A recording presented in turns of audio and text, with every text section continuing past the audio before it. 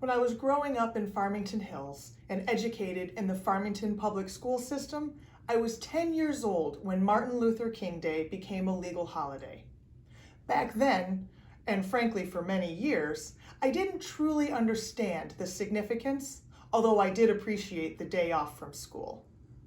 I really had no idea the concept of who the man was, nor the enormous impacts he made on the country. Since then, I've learned a lot about him, and as an adult, I have come to appreciate what MLK Day really means. As the mayor of Farmington, I am honored to represent our residents on this very important day of commemoration. Although it is generally attributed to the remarkable American humorist and public commentator of the 19th century, Mark Twain, there's no evidence that he ever said, "History doesn't repeat itself, but it does rhyme." Regardless of who first made that comment, it's often quoted because countless examples prove its wisdom. One such example appears in Dr. King's "I Have a Dream" speech, delivered on the steps of the Lincoln Memorial in Washington, D.C. in 1963. Ironically, the site of the United States Capitol, which a little over a year ago today was the site of significant political unrest. In this case, history wasn't repeated nor rhymed as much as it was stood on its head and reflected in the reverse like from a mirror. Included in Dr. King's famous rhetoric, he pleaded with the 250,000 people gathered on the Mall that day. He said, "Let us not seek to satisfy our thirst for freedom by drinking from the cup of bitterness and hatred. We must ever conduct our struggle on the high plane of dignity and discipline. We must not allow our creative protest to degenerate into physical violence." Last year, there were countless public demonstrations of citizens throughout our nation in reaction to the rioters in Washington.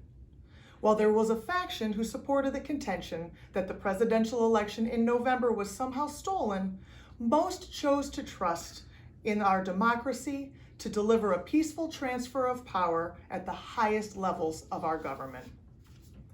I was proud that here in the city of Farmington, a committed group of activists marched with their signs down Grand River Avenue, displaying their beliefs in the non-aggressive manner that Dr. King and dozens of other philosophical leaders before him repeatedly preached. There can be no question that through these past nearly 2 years assaulted by a horrible virus, that all of us are living in a kind of alternate universe, often used as the basis for science fiction stories.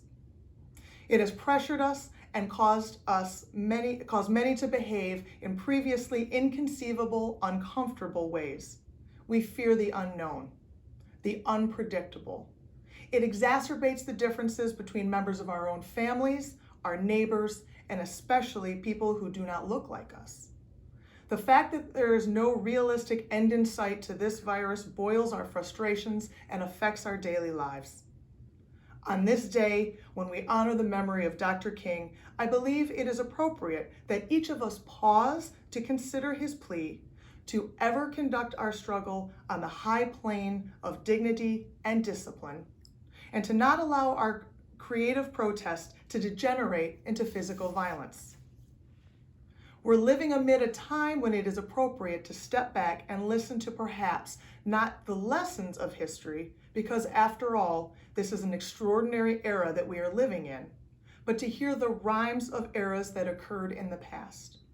We should continue to strive for a more peaceful society, recognizing our differences not as threats, but for opportunities for greater understanding of each other. Thank you.